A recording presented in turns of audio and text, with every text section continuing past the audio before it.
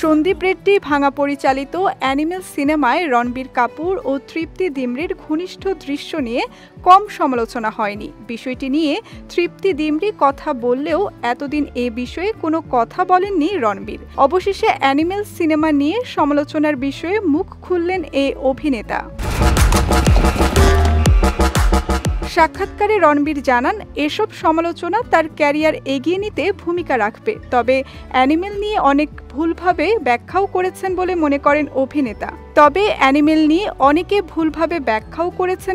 করেন অভিনেতা।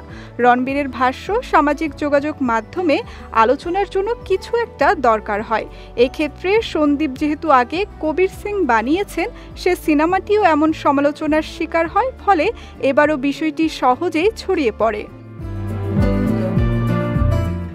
অ্যানিমেলকে নারী বিদ্বেষী তকমা দেওয়ায় নিজের হতাশা প্রকাশ করেন রণবীর। তিনি বলেন, এটা সত্যি নারী বিদ্বেষী সিনেমা নয়। সাধারণ দর্শক সিনেমাটি পছন্দ করেছেন।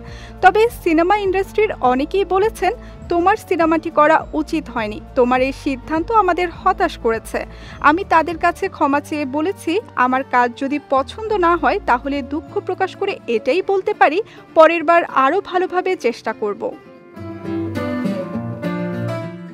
এরই মধ্যে বিশ্বব্যাপী ৯১৭ কোটির মতো আয় তুলে নিয়েছে সন্দীপ রেড্ডি ভাঙা পরিচালিত এই সিনেমা।